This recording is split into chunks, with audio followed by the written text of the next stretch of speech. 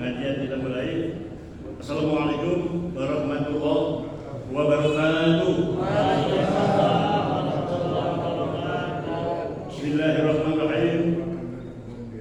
Alhamdulillahi ni'mal wakil, ni'mal maula wa ni'man nasir.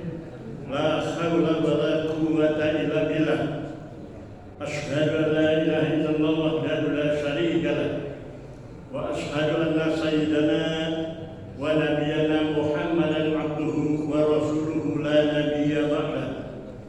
Allahumma shalli wa sallim wa barik ala sayyidina Muhammadin wa ala alihi wa sahbihi ajma'in, amma ba'du.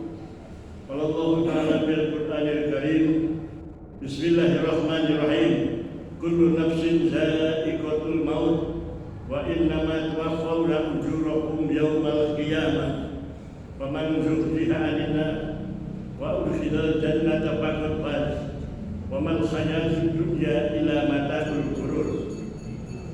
Wa qala sallallahu alaihi wasallam, sallu kama ra'aitumuni usolli. Sadaqallahul azim wa sadaqa rasuluhun nabiyyul karim wa nahnu ala zalika minasy syahidin wasyakirin walhamdulillahi rabbil alamin. Bapak Ibu sekalian, jamaah pengajian Masjid Baitur Rahim, insyaallah kita dimuliakan oleh Allah Subhanahu wa taala. Yang pertama, tidak tunggu-tunggunya saya mengajak untuk bersyukur kepada Allah Subhanahu wa taala atas anugerah nikmat dan karunia-Nya kepada kita, sehingga dengan rahmat dan izin Allah pada sore hari ini, maghrib ini, alhamdulillah Allah Subhanahu wa taala masih mantapkan di hati kita iman dan takwa kita kepada Allah, dan kita baru saja laksanakan perintahnya, yaitu melaksanakan ibadah sholat maghrib plus berjamaah. Dan alhamdulillah kita dalam keadaan sehat walafiat lahir dan batin. Kita doakan keluarga kita, saudara kita, jamaah kita yang mungkin masih diuji Allah Subhanahu wa taala sakit, kiranya Allah angkat penyakitnya, berikan kesembuhan, berikan kesehatan, kekuatan dan keselamatan kepadanya, sehingga mereka pun dapat bersama-sama kita untuk melaksanakan perintah Allah Subhanahu wa taala, yaitu melaksanakan ibadah sholat maghrib atau isya dan lohor ataupun subuh dan asar. Oleh karena itu sekalian, secara maksimal mereka ingin melaksanakan perintah Allah seperti demikian. Namun kalaupun berhalangan sakit, apa boleh buat, mereka sholatnya di rumah.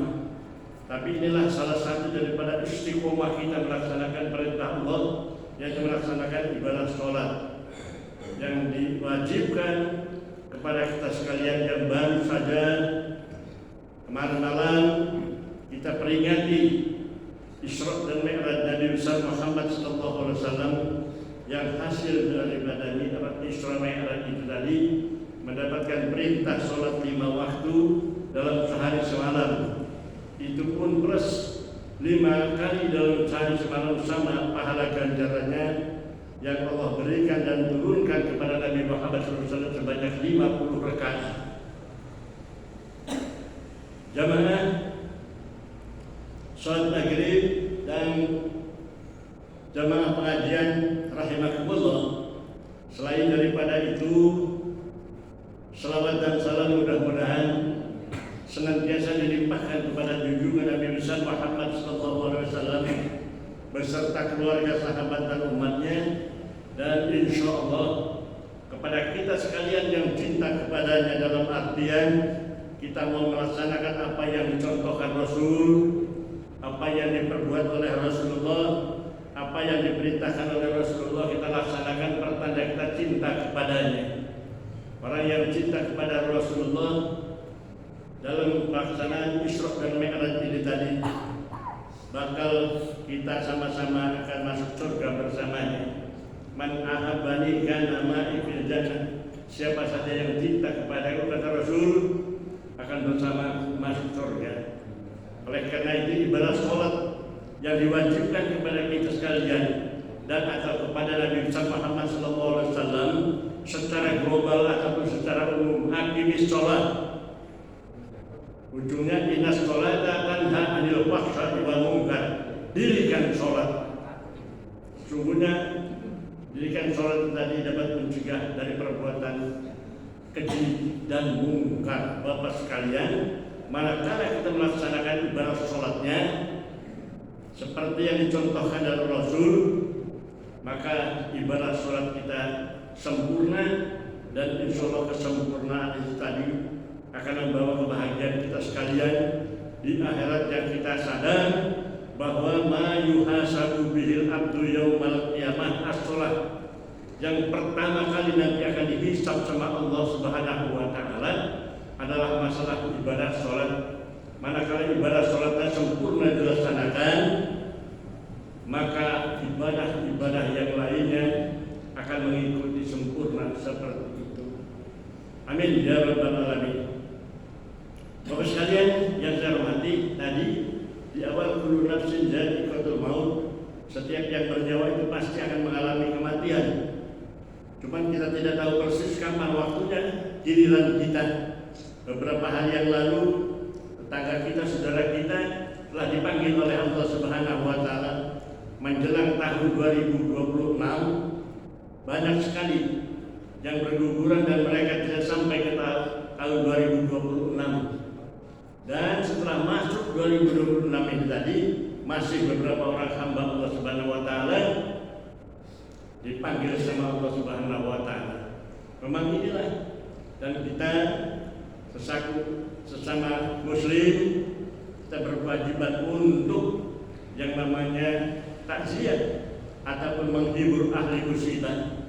Karena yang namanya orang terkena musibah, siapapun orangnya pasti akan mengalami gundah gulana yang namanya kesedihan. Namun manakala saudara, jiran tetangga, sahabat dan kerabat pada datang bertakziah ataupun melayat istilahnya, maka akan dapat mengurangi rasa duka yang dialami oleh yang bersangkutan mengalami kesedihan tersebut. Kalau seandainya orang yang terkena musibah tidak ada seorang pun jiran tetangga, sahabat dan kerabat yang datang sama dengan peribahasa sudah jatuh ketimpa tangga. Bapak sekalian, kita sesama muslim, hakul muslim alal muslim ini tadi artinya berkewajiban kita untuk menghibur ahli musibah ini tadi. Memang hiburan yang terbaik adalah masalah agama yang kita sampaikan tadi. Kita bacakan ayat-ayat suci Al-Quran dan lain sebagainya, kemudian diiringi dengan ceramah, memberikan nasihat. Ini merupakan salah satu daripada kewajiban kita yang sesama hidup ini tadi.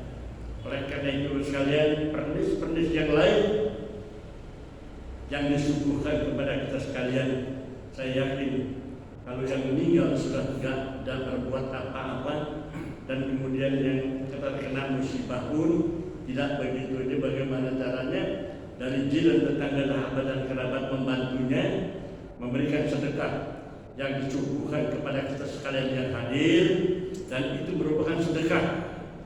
Dan manakala sedekah itu ada pahala ganjarannya yang sering kita doa, Rabbana taqabbal wa ausil sawaba ma qara'nahu minal Qur'anil azim wa ma halalna wa ma sabbahna wa ma astaghfarna wa ma shallaina ala sayyidina Muhammadin sallallahu alaihi wasallam. Ya Allah, sampaikan dan terima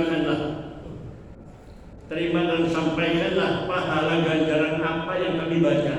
Pembacaan ayat-ayat suci Al-Quran seperti Al-Fatihah, Surat Yasin, kemudian ayat kursi, Al-Baqarah dan seterusnya. Sedekah itu tadi, manakala ada pahala ganjarannya, itu kita hadiahkan kepada almarhum, dan insya Allah itu akan tersampaikan kepada yang bersangkutan.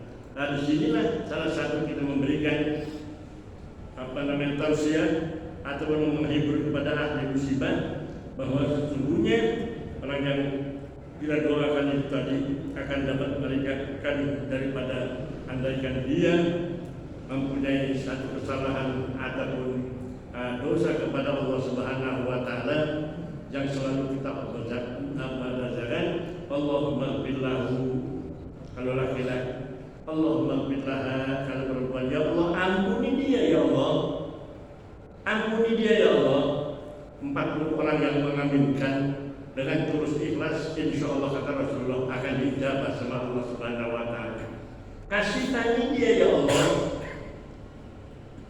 Nah, seperti doa kita Bapak sekalian yang sering kita panjatkan itu tadi, dan kepada ahli musibahnya misalnya kita berdoa pula agar supaya apa yang ditimpakan kepadanya akan diterima dengan tulus ikhlas, kemudian itu menerima qadar Allah Subhanahu wa taala, dan kemudian kita sampaikan bahwa malam ini adalah di rumah almarhum keluarganya ini, dan kapan waktunya akan bergilir kepada kita yang hadir. Kita bertajiah itu akan bergilir kapan waktunya seperti ini juga. Nah, oleh karena itu sekalian, dalam proses kita melaksanakan menghibur ini tadi Bapak sekalian, kita usaha. Kalau yang namanya ada kematian, nggak usah diundang juga kita hadir, nggak ada masalah. Tapi kalau umpamanya kawinan Bapak sekalian, kita nggak diundang, jangan coba-coba datang, nggak usah. Kan gitu. Salah satu daripadanya ada yang mengatakannya ekstrim betul bahwa itu kita makannya haram, Bapak sekalian. Oleh karena itu dalam masalah takziah ini tadi, apa yang disuguhkan kepada kita halal kita makan, dan kalau seandainya suguhan yang disediakan sama kita Bapak sekalian tidak ada seorang pun yang memakannya sehingga sampai dengan bulan snack-snack itu masih utuh Bapak sekalian, bukan kita menghibur, tapi justru tuan rumah atau ahli musibah yang merasa kenapa seperti ini. Nah, balik lagi sudah jatuh ketimpa tangga lagi. Oleh karena itu kita berusaha bertakziah itu menghibur ahli musibah. Nah, inilah Bapak sekalian. Oleh karena itu pada kesempatan ini sebab saya sampaikan bab jenazah yang dari minggu kemarin sudah saya laksanakan, itu masalah manakala ada sakit seperti demikian. Nah, sudah saya sampaikan, dan selanjutnya ini Bapak sekalian yang akan saya sampaikan kelanjutan daripada ini pula, bahwa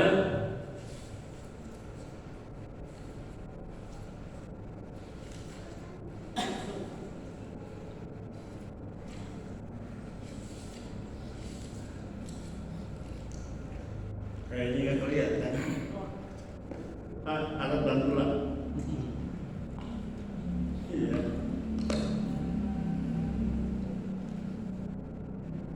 Alat bantu ini.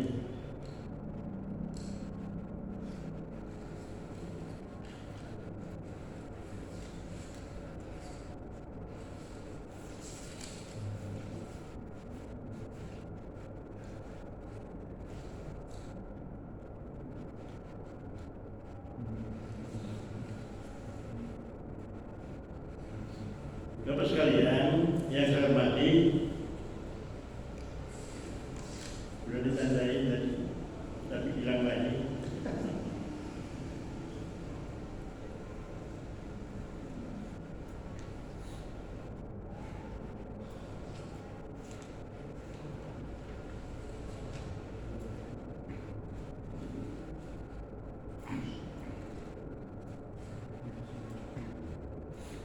Ya, ini dia. Bapak sekalian, kelanjutannya setelah kita masalah sakit yang sudah saya sampaikan, sekarang beberapa urusan terhadap orang yang sakit sudah payah. Maksudnya dalam keadaan koma, apa yang kita perbuat yang hidup ini. Jadi menurut syariat Islam ini Bapak sekalian, manakala seperti itu jangan kita biarkan. Oleh karena itu tuntunan dari Rasulullah yang pertama, orang yang sakit payah ataupun hampir menghembuskan napas yang terakhir ini, Bapak sekalian, hendaklah dia yang pertama kali kita hadapkan ke kiblat. Jadi kalau di rumah sakit kalau bisa hadapin ke kiblat orang yang sedang seperti itu. Karena kadang-kadang agak lama yang sekarat kata ini tadi ada sampai berhari-hari nggak lewat-lewat, nggak dipanggil-panggil. Nah seperti itu Bapak sekalian, segera hadapkan ke kiblat.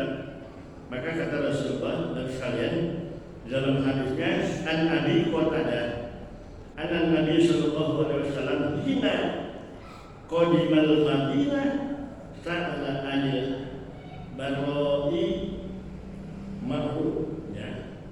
Di sini kata hadis ini dari Abu Qatadah bahwasanya Nabi Muhammad SAW ketika sampai di Madinah, Bapak sekalian, sampai di Madinah, waqiya wa auso bi bisni malihi laka ya Rasulullah. Rasulullah pada waktu itu bertanya kepada jamaah di Madinah, beliau menanyakan kepada seseorang bahwa al-barrah al-ma'ruf itu tadi kemana orangnya. Ternyata dijawab sama al-barrah ini tadi, ia sudah meninggal dunia ya Rasul, barusan saja dia meninggal dunia. Jadi yang ditanya oleh Rasulullah bahwa yang ditanya ini sudah meninggal dunia, apa pesannya dari yang meninggal dunia? Ia sesudah meninggal, dia berwasiat, ya Allah, ya Rasul, ada 3 perkara yang diwasiatkan. Yang pertama, hartanya atau sepertiga hartanya itu diberikan kepada ya Rasulullah. Yang pertama. Jadi yang meninggal tadi, Bapak sekalian, dia berwasiat sepertiga hartanya kepada engkau ya Rasul, untukmu ya Rasul. Kemudian wasiat selanjutnya pula supaya dia dihadapkan ke kiblat pula.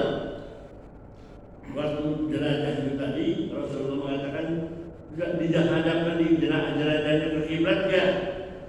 Mereka sudah mengatakan ya. Kemudian Bapak sekalian, apabila dia sakit payah pada waktu itu, maka kata Rasulullah, betul pendapatnya yang demikian ini, maka yang sepertiga itu akan aku terima dan aku laksanakan amanah ini. Ini dari Rasulullah SAW. Kemudian yang kedua, langkah kita yang kedua, Bapak sekalian, manakala orang sakit payah, hendaklah diajarkan membaca kalimat tauhid. Makanya sering orang kalau ada yang mau meninggal atau dalam keadaan sekarat tadi,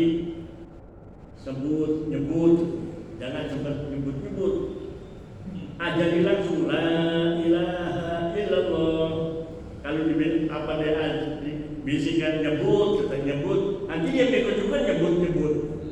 Nah itu tadi langsung dibisikkan di telinganya la ilaha illallah.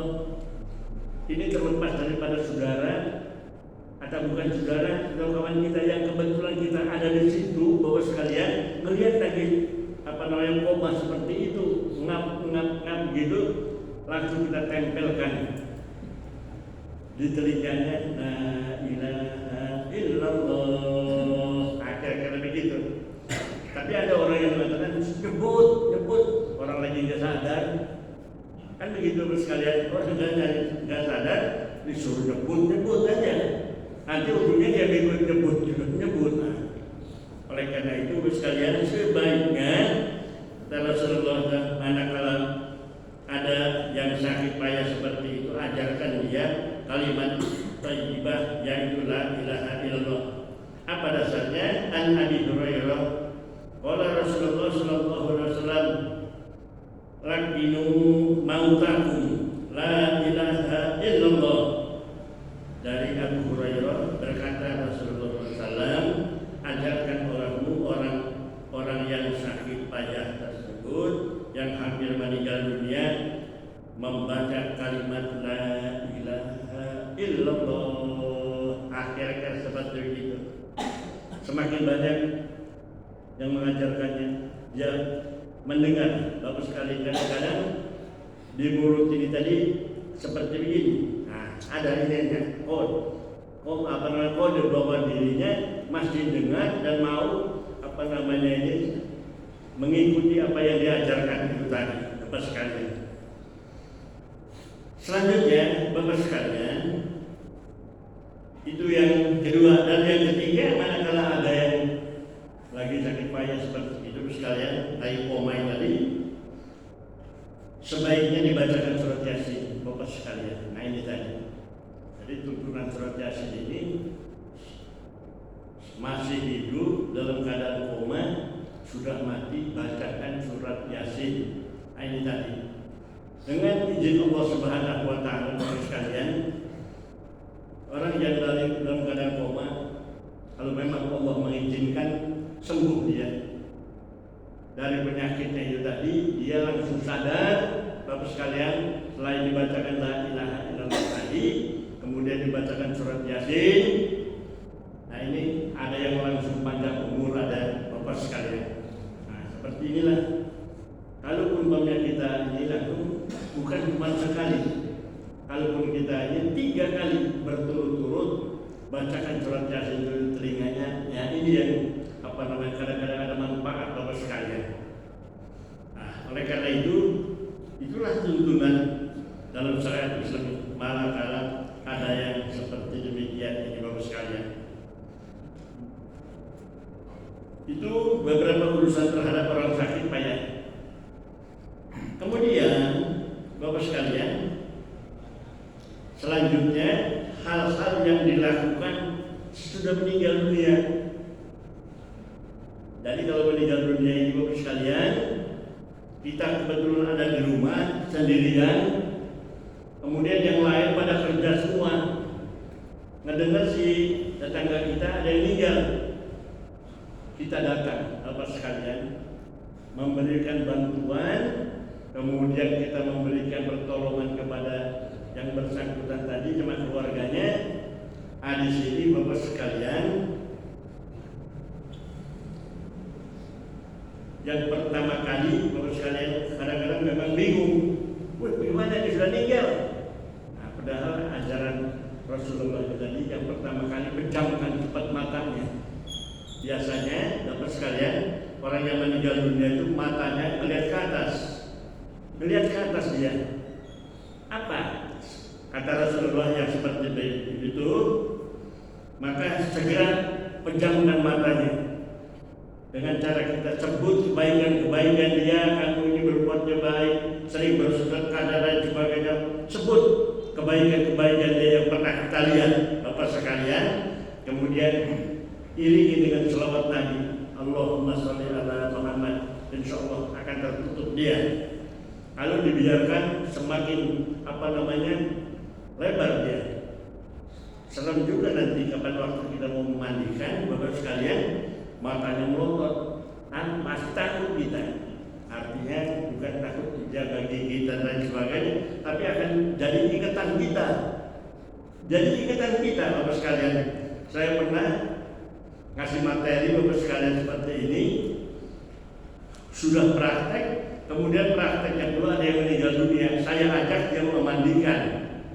Secara kebetulan Bapak sekalian, matanya agak membuka dikit. Waktu pertama kali dibuka, matanya membuka sedikit, kaget ya. Yang baru pertama kali ikut memandikan Bapak sekalian. Udah beberapa hari baru pagi. Sampai seminggu saya masih kelihatan aja. Saya melihat ke sebelah sana, dia melihat saya. Melihat ke ujung sana, melihat saya. Kira-kira begitu. Jadi ikatan. Oleh karena itu pejamkan mata, Bapak sekalian, pejamkan mata. Usahakan. Sebutkan kebaikan-kebaikan yang pernah dilakukan oleh almarhum ini. Ya, kamu rajin sholat, rajin sholat berjamaahnya, dan lain sebagainya. Yang kebaikan-kebaikan dia, ibadah kita sebutkan dan iringi dengan selawat Nabi. insya Allah dia akan tertutup Bapak sekalian. Plus nanti Bapak sekalian, kalau malam itu diminatkan, jenazah itu minat, Bapak sekalian kontrol betul yang namanya tulang ini. Kadang-kadang kalau kembali nggak kembali lagi. Nah, makanya begitu meninggal tadi, ikat tangannya ini Bapak sekalian, jangan supaya pegar begini. Kalau malam jangan pegar ya, kalau nggak di apa namanya ini, nggak diikat yang di tengah ini. Nah seperti itu. Kemudian Bapak sekalian, selain menutup mata, kata Rasulullah SAW tadi, Bapak sekalian, di dalam hadisnya ansad dari ausin qol Rasulullah SAW, iza hadartum mautakum fa'adzimu basor. Jadi dari Sahal bin Aus berkata Rasulullah, apabila kamu menghadapi orang mati, maka hendaklah kamu tutup matanya, karena sesungguhnya mata itu tadi mengikuti roh waktu keluar. Jadi mata ini melihat rohnya keluar, makanya sering naik ke atas.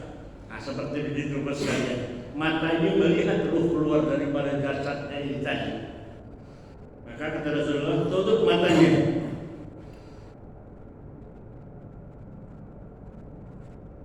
Kemudian Bapak sekalian, yang perlu kita lakukan lagi, kita bantu apalagi tetangga kita yang meninggal tadi, karena orang nggak ada, saudaranya pun nggak ada lagi. Yang kedua, hendaklah ditutup seluruh badannya dengan kain sebagai penghormatan kepadanya, agar supaya tidak kelihatan auratnya. Bapak sekalian, kita tutup rapi Bapak sekalian, dan bila perlu disitu langsung baju-baju ini tadi masih agak ini bisa dilepas Bapak sekalian, baju-baju ini tadi.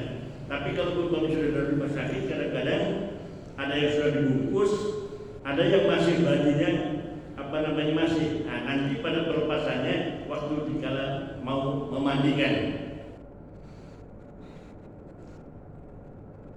Kemudian yang ketiga, ada halangan untuk nggak ada halangan kalau ada saudaranya, orang yang dicintai, orang yang disayangi segala macam, mencium jasad si mayit itu tadi, boleh, jangan dilarang. Maka kata Rasulullah SAW ada dalam hadisnya, an-Aisyah qabala Rasulullah SAW Utsman bin Mad'un ya wa huwa majidun hatta dumu ya tasiru ala wajhi. Dari Aisyah, Rasulullah SAW telah mencium Utsman bin Mas'ud ketika ia meninggal dunia, sehingga tampak air mata Rasulullah itu di mukanya mengalir Bapak sekalian. Jadi kalau orang mencium jenazah mayit, saudaranya, kawannya, sampai dia mengeluarkan air mata, tidak ada masalah. Tapi kadang-kadang ada, kalau mau nyium jangan nangis, jangan keluar air mata, padahal sesungguhnya tidak ada masalah. Ya, Rasulullah sendiri waktu sahabatnya meninggal, dia mencium sampai saking sedihnya meneteskan air matanya, seperti demikian. Artinya boleh. Kemudian Bapak sekalian, yang keempat, ahli mayat ini manakala mampu buat keluarganya Bapak sekalian, kalaupun si mayit ini tadi punya utang Bapak sekalian, jadi ahli waris ini tadi bila berusaha segera dilunasi, ya, dilunasi utang si mayit ini tadi. Kalau dia tahu bahwa dia utangnya sama ini, umpamanya 10.000, cepat dibayar. Nah, ini tadi selesaikan.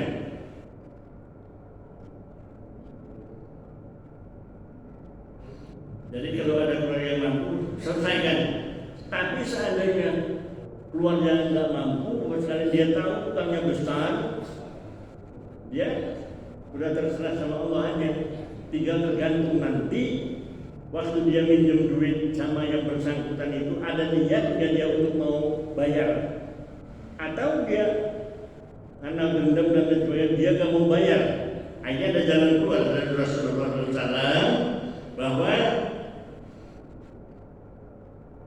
di dalam hadis Rasul dikatakan an Abi Hurairah qala Rasulullah sallallahu alaihi wasallam nafsul mu'mini mu'allaqatun bidainihi hatta yuqda'an. Dari Abu Hurairah telah berkata Rasulullah SAW, diri orang mukmin itu tergantung tak sampai kehadiran Allah karena utangnya hingga dibayar dahulu untuknya, dan itu adalah kewajiban daripada ahli warisnya. Jadi kalau bawa utang sekalian meninggal dunia masih tergantung kan dia belum bisa langsung menghadap Allah. Nah, di sini maksudnya. Oleh karena itu kalau kita tahu, tapi kalau nggak tahu bapak sekalian, ini ada pertanyaan. Kalau kita utang di ini bapak sekalian, di bank bapak sekalian, kita utang di bank biasanya ada apa namanya itu? Ya. Jadi kapan meninggal dunia tahu, nggak bayar kita. Seperti itu. Udah ada seperti kesepakatan tadi bapak sekalian, sama dengan si mayit ini. Kalau utang dia berjanji akan membayar utangnya, dan yang kedua bapak sekalian manakala nggak mampu tadi bapak sekalian, jadi tadi dia terserah Allah SWT, tapi di dalam bank memang dikatakan seperti itu. Tahu kita minjem berapapun di bank kita nggak melunasi lagi. Kembali bapak sekalian, yang keempat ini bapak sekalian, masalah bayar hutang ini tadi ada Rasulullah mengatakan begini, Alif bin Umar qol Rasulullah sallallahu alaihi wasallam ad-dainu dainani faman mata wa huwa yanwi qada'ahu fa ana waliyuhu wa man mata wala yanwi qada'ahu fadzalika allazi yukhadhu min hasani. Ya, dari Abu Ibnu Umar berkata Rasulullah, utang itu ada dua macam. Katanya utang ini ada dua macam. Barang siapa yang mati meninggalkan utang sedangkan ia berniat akan membayarnya, maka saya yang akan mengurusnya, kata Rasulullah. Dan barang siapa yang mati sedangkan ia tidak berniat akan membayarnya, maka pembayarannya akan dialihkan dari kebaikannya, ya sekalian, karena di waktu itu tidak ada emas atau perak sebagai penggantinya di hadapan Allah Subhanahu wa Ta'ala. Jadi yang kedua ini bapak sekalian, manakala dia ada niat untuk bayar, dibayarkan oleh Rasulullah. Kemudian kalau dia tidak mau membayarnya, maka pembayaran itu tadi dikembalikan, terserah. Ambillah, potong-potonglah. Seandainya dia mempunyai kebaikan di dalam waktu dia hidup.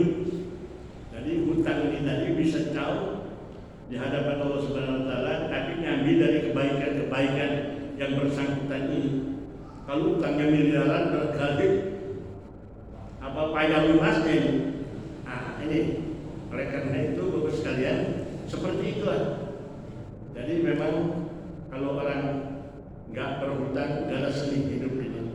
Oleh karena itu bapak sekalian, kalau anak-anak zaman sekarang, kita ini dan sekarang, yang namanya hutang adalah merupakan sudah kebiasaan, apalagi kita kalau pegawai. Nah seperti itu demikian.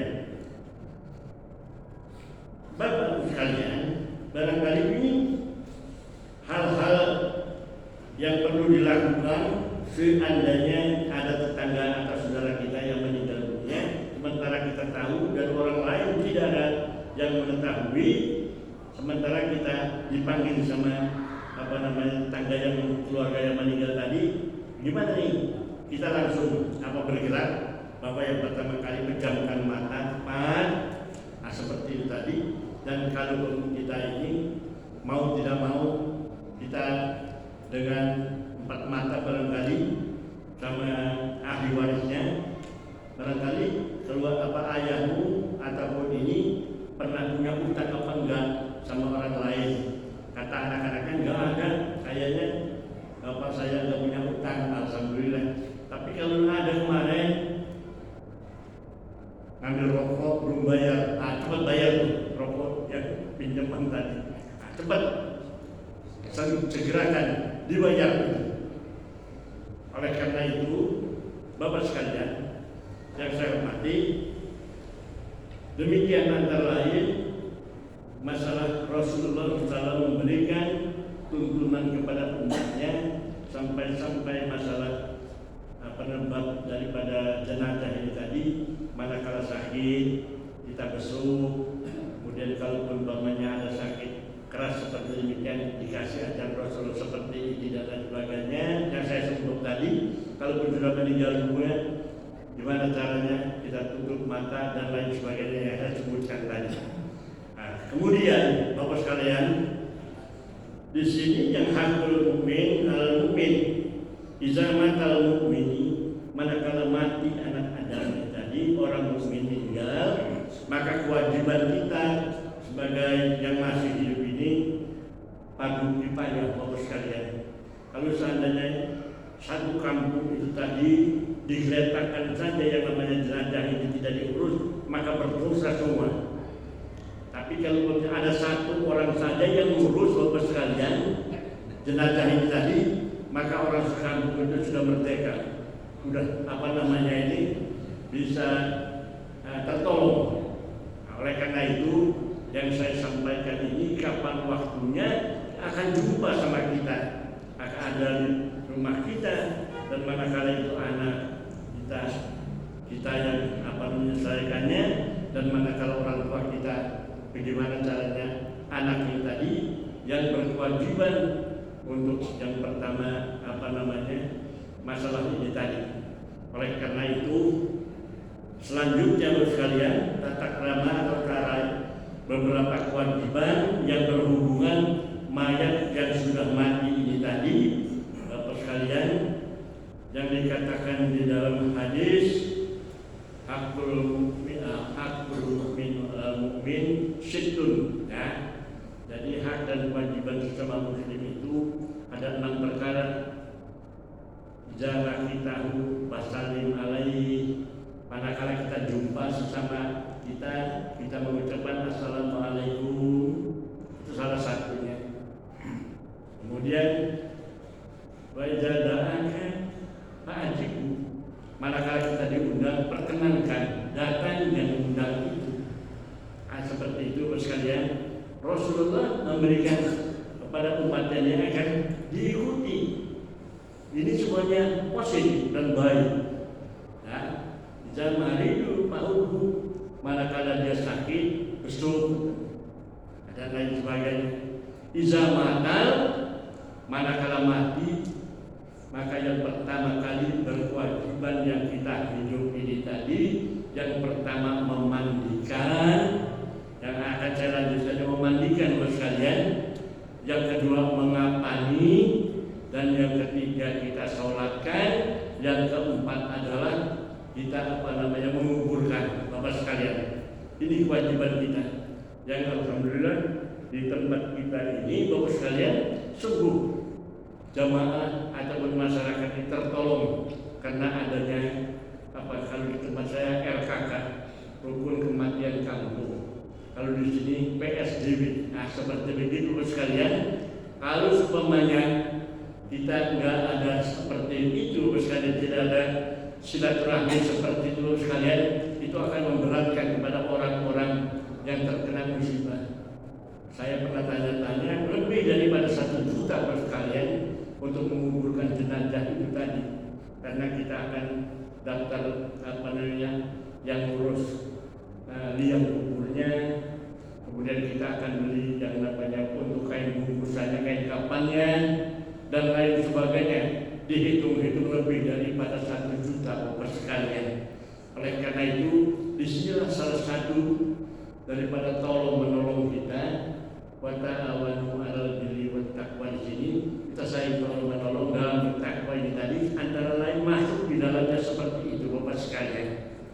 Oleh karenanya, sengaja malam hari ini saya akan praktekkan yang namanya memandikan walaupun sepintas, tapi nanti kita lanjutkan di minggu yang akan, karena nggak mungkin yang namanya selesai malam ini. Tolong mal, karena yang hidup yang ada kita ini nggak ada yang mau saya praktekkan mandi. Nah kan gitu. Siapa yang mau dipraktekkan mandi? Nah kan nggak ada. Oleh karena itu saya bantal panjang saya ambil Bapak sekalian, cara-caranya saja dulu, nanti setelah gamblang nanti barangkali minggu depan, karena ini waktu sudah mepet. Ya, sudah masuk belum ya? Ya, ini pembukaannya dulu. Ini bantal panjang bukan seolah-olah orang yang jelajah. Nah, hasilnya mana?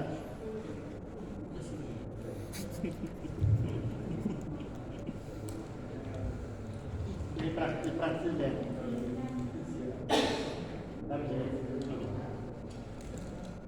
Bapak sekalian, saya akan praktekkan yang namanya memandikan air. Nah, yang pertama kali, Bapak sekalian, yang pertama kali kita akan memandikan jenazah ini tadi, siapkan tempat yang agak tinggi, balai-balai ataupun ranjang kecil tadi, Bapak sekalian. Dan alhamdulillah kalau kita di sini sudah ada tempat spesial untuk memandikan jenazah itu tadi. Maka mayat itu tadi taruh di atasnya, lantas seperti itu Bapak sekalian. Ya, siapa yang berkewajiban utamanya ini tadi? Ahli waris Bapak sekalian. Yang memandikan ini, kalau bapaknya, anak-anaknya. Kalaupun anaknya yang meninggal, bapaknya. Pokoknya ahli waris itu tadi. Apa rahasianya? Seandainya jenazah ini ada air Bapak sekalian, itu yang dimaksud. Kata Rasulullah, kalaupun ada air, insya Allah keluarga yang memandikannya tidak akan cerita kepada siapa-siapa. Dia pasti akan hukum, dia pasti akan merahasiakan. Maksudnya jenazah ini kalau umpamanya pas bau, umpamanya bau Pak, yang pasti seperti itu apalagi nginep. Ya, nanti waktu praktek Bapak sekalian ada kotoran-kotoran yang mau keluar, pasti bau. Tapi kalau orang lain dikhawatirkan enggak amanah, itu dimaksudkan. Aku udah cerita-cerita.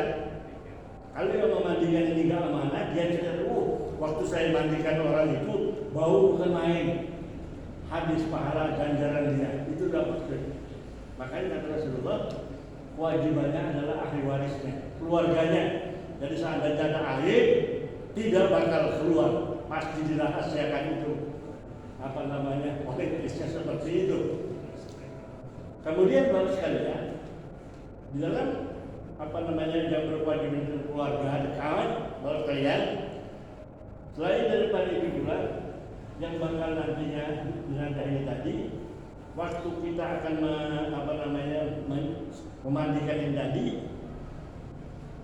keluarganya sama sekali tabung. Belum pernah Pak kita orang memandikan mayit, seperti kira-kira begitu. Tolong sih Pak. Nah, jadi kalau umpamanya sama PSDB, tolong Pak, nanti Pak ayah saya itu dimandiin sama pengurusnya. Nah, kira-kira begitu. Di pengurus sudah ada siapa yang ditunjuk itu tadi. Nah, kira-kira begitu. Tapi dimanfaatkan Bapak sekalian. Seandainya saya yang disuruh memandikan, saya adalah sebagai imamnya saja pertama. Anaknya ada berapa? ada 4 katanya. Nah, gampang kalau cuma 4. Sini, ikut. Yang pertama bagi kalian, kita atur yang pertama bagian kepala. Ya, kalau 4 ini bagian kepala bagaimana caranya bersih nanti cucinya. Kemudian agak turun dikit leher ke bawah, ya. Kemudian di tengah yang namanya yang tempat vital ini. Yang keempat di kaki. Kita ngaturnya seperti itu. Nah, kita komando. Kita imam, Bapak sekalian. Karena nanti pada waktu akan dimandikan Bapak sekalian, pertama kali air yang dituangkan ini tadi si imam ini tadi. Jadi kalau kita Bapak sekalian mandi seperti biasa Bapak sekalian, mandi junub Bapak sekalian ya. Kalaupun kita niatnya itu diikrarkan, nawaitu ghuslan ya, rofal hadasil akbari anjamiil badani fardholillahi ta'ala. Itu kalau kita seperti itu ke masing-masing. Yang kalau kita habis bersanggama, kita niat mandinya begitu. Karena ini kita memandikan jenazah, ya sama kita meniat diri kita. Nawaitu ghuslan lihazal mayyiti kalau laki-laki, lihazal janajati kalau perempuan. Bapak sekalian, yang pertama kali siram Bapak sekalian dari kepala rata, ya. Tentunya ini ada kain basahan, enggak telanjang seperti itu. Nah, seperti itu Bapak sekalian. Yang pertama kali kita niatkan tadi, karena keluarganya tadi ngomong kita belum pernah mandiin orang mati. Nah, kan begitu. Kalau taunya dia suruh niat segala macam, ragu-ragu. Nanti salah apa enggak ini? Saya niat kira-kira begitu. Jadi dia jalan pintas minta sama pengurus, tolong sih ayah saya nanti dimandiin, kira-kira begitu. Ya. Jadi kenapa? Sama dengan kita kalau waktu kita mandi hadas besar tadi, saya pernah memandikan jenazah Bapak sekalian. Meninggalnya malam hari Bapak sekalian. Saya memandikannya sudah jam 9. Setelah saya mandikan beres Bapak sekalian, istrinya datang sama saya, nangis. Pagi suami saya dimandikan hadas besar seperti itu enggak?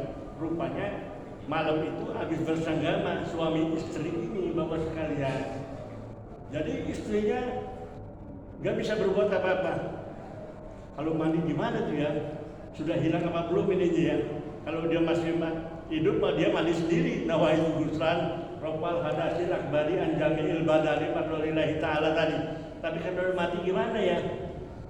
Jadi saya sampaikan bahwa alhamdulillah tadi saya sudah laksanakan yang namanya pemandian tadi seperti kita laksanakan mandi hadas besar tadi. Nah, seperti sudah saya bilang niatnya sudah bukan untuk saya tapi untuk jenazah. Lihajal janajati boleh, lihajal mayyiti boleh, ya ada 2. Sama sholat juga, usolli ala hajal mayyiti boleh, usolli ala hajal janajati boleh, ada 2 itu Pak. Kalau kita sholat jenazah nanti kan sampai itu, ya ada 2. Sama memandikan juga. Nawaitu ghuslan lihajal mayyiti, lihajal janajati, ya. Dia sambung dengan itu tadi, ya. Namanya rofal hadasil akbari anjamiil badan, seluruh badan ini harus dibasuh sekalian. Maka yang fungsinya anak 4 tadi kita set bagaimana caranya nih kepalanya bersih. Tapi Bapak sekalian, tekniknya tadi, kalaupun ini jenazah seperti di Bapak sekalian, yang pertama kali ini orang 4 ini tadi miringkan si jenazah ini, lari ke kanan. Nah, ke kanannya sini kalian. Kalau dia ke kiri, ini ke kanan. Ini tangan kanan ya, ke kanan. Nah, yang 4 orang ini tadi spesial, pakai sabun, pakai wangi-wangian, bapak sekalian. Nah, itu tadi wangi-wangian semua. Kalaupun bawahnya ada kukunya kotor, kan ada cucuk untuk sumber telinga itu ya, dikorek sampai dia, termasuk kupingnya, supaya bersih. Nah, kira-kira gitu. Udah beres ini tadi. Kita yang imam ini tadi harus kontrol, sudah bersih belum kata dia ini, kata orang 4 ini. Kata dia udah bersih Pak Haji. Kita kontrol. Nah, kalau masih licin, Bapak sekalian, berarti belum bersih. Kalau dia banyak peret ya, agak asal gitu ya, bersih namanya dia. Kalau licin berarti masih ada sabun. Belum ini. Sama dikontrol lagi. Sini gimana? Kita pegang lagi. Oh ya, sudah peret. Yang sini lagi peret. Yang sini sudah bersih kaki-kakinya. Kita periksa kakinya tadi. Nah, seperti tadi. Kuku-kukunya dia benar-benar bersih belum? Kalau belum, congkel ini. Bersihin. Ada kukunya. Jangan kuku waktu di jenazah ini dipotong, jangan, biarin. Enggak usah dipotong. Kalau mau potong waktu masih hidup. Makanya Rasulullah wanti-wanti betul sama umatnya ini, kapan hari Jumat potong kuku kita, ya potong kumis kita. Nah di situ disunahkan. Khawatir kalau meninggal mendadak, kukunya panjang-panjang. Nah seperti saya ini, bapak sekalian agak panjang nih, kira-kira begitu. Kalau tahu mau besok mau mati saya potongin dulu nih. Tapi kalau potongnya namanya meninggal tinggal ngomong lagi, ya biarin aja. Nah, nanti kuku ini bapak sekalian, jenazah itu tadi pasti panjang di dalam hidup. Nah, kira-kira seperti itu sekalian. Beres ya. Ini satu udah beres bagian kanan, ini sepintas lagi. Miringkan lagi ke kiri. Nah, 1, 2, 3, 4 anaknya. Bersihkan ini tadi masing-masing ya. Udah bersih, beres. Kanan kiri sudah beres, Bapak sekalian. Balikin lagi Bapak sekalian. Nah, lurus lagi. Kaki ini, kaki jenazah atau mayat itu rentangkan. Direntangkan kaki dua ini. Di sinilah yang berkewajiban Bapak sekalian, anaknya yang tertua tadi di tengah ini, dia pasti untuk membersihkan. Cebokan ini pakai tangan yang kanan ini masukkan di dalam liangnya ini tadi. Ah begitu. Tapi tentunya pakai sarung tangan. Ya. Di samping ini masuk Bapak sekalian ke dalam ini tadi, jenazah ini tadi Bapak sekalian didudukan sedikit. Nah, dia disuruh duduk, gak bisa duduk sendiri dia, pasti diangkat, didorong sama 4 orang tadi. Ini nahan, dan ini tahan. Tangan kanan ini tadi Bapak sekalian, salah satu diurut perutnya. Urut perutnya, jangan terlalu kuat amat, jebros nanti. Ya, bentar, tanggung nanti selanjutnya. Dikit aja. Diurut perutnya, nggak mesti dia mesti keluar kotoran. Kalau seandainya diurut begini nggak keluar kotoran, bagus, nggak apa-apa. Tapi kalau umpamanya dia gini keluar kotoran, di sinilah dibantu sama wangi-wangian tadi, agar supaya baunya tidak kemana-mana. Disitulah rahasia kalau kewajiban memandikan jenazah itu adalah ahlinya.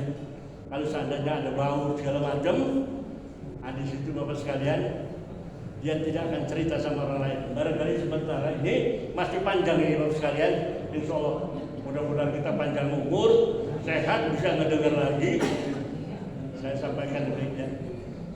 Kita doa sebentar, ilmu sedikit, lalu manfaat, insya Allah dapat pahala ganjaran.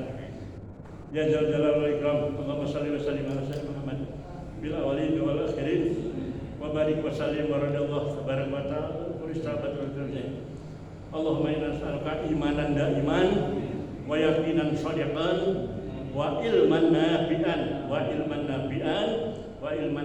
wa rizqan halalan thayyiban bi rahmatika ya arhamar rahimin. Sallallahu alaihi wasallam Muhammadin nabiyyi wa ala alihi wa sahbihi ajma'in. Subhana rabbika rabbil izzati amma yasifun. Salamun alal mursalin walhamdulillahi rabbil alamin. Terima kasih. Assalamualaikum warahmatullahi wabarakatuh. Mal.